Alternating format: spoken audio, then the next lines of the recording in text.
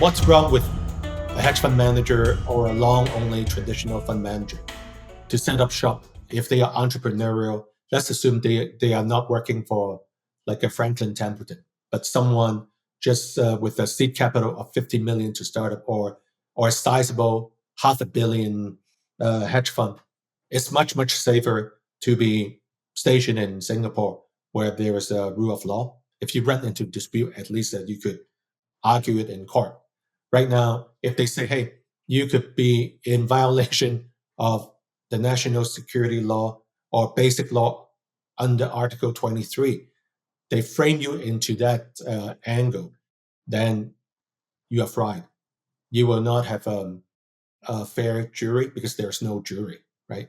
So it's just the three NSL judges will determine your fate. That's the scary part, right? So who wants that? Take a look at Jimmy Lai, as I mentioned. The whole Apple Daily,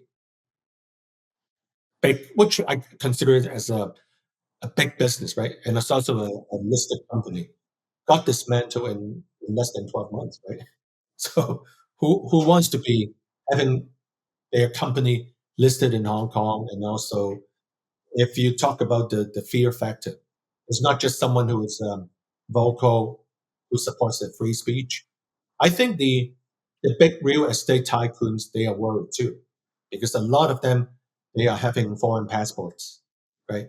I believe Li Ka-shing, it's a Canadian. Richard Lee, definitely, it's a Canadian. That's a Li Ka-shing's uh, younger son, right? And I don't know about Victor, but some of the other ones. I was told during the very important meetings in Beijing, these Hong Kong real estate tycoons are encouraged not to leave Hong Kong. And there are also rumors.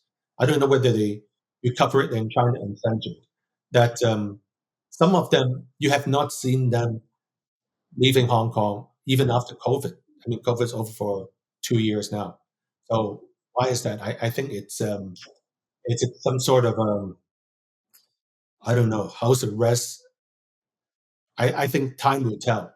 Further, we are not here to spread rumors, but it's kind of interesting to note that some of the people they are not in jail. I'm not talking about the real estate tycoons now. Some of the politicians, well-known, vocal, pro-democracy ones, you have not seen them leaving Hong Kong since COVID.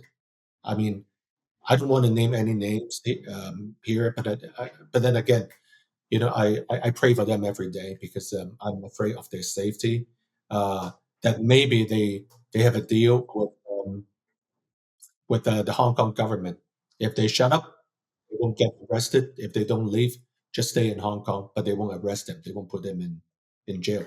So this is how things are like in Hong Kong, and then we just have to assess it from a distance. So it sounds like the Hong Kong government is putting in place exit bans the way that mainland China has.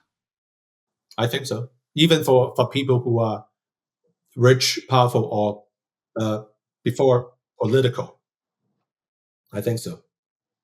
Wow. I mean, they must be concerned about the capital flight risk, right? I mean, there was already that before the NSL and these different crackdowns, but now are people trying to get their money out of Hong Kong more than they were before? If Shelley, if you talk about capital flight, one thing I don't like, since there's a saying, money talks, right? I don't want to say the second part because it's foul language. Money talks. You talk about the regulator, the chairman of a regulatory body. They are a member of the political consultative conference. Doesn't make sense. You mean you're talking about a regulator, right? They are supposed to be impartial, apolitical. You put someone who is, like part of the Beijing system, so to speak, right? So make sure that they worship the Chinese Communist Party, right? that comes first before businesses. So to me, it's beyond ridiculous to see a regulator, the top of the chairman. Again, I won't name the name of the regulator. There are only a few, right? In finance, you see them, like it's like they have to adore the CCP religiously before they talk about, high impact governance. This is what business people want, and then good compliance, these check and balances. they talk about the criteria for people at the top. It's um, an allegiance of the CCP, and it's something that we don't see like in the old days.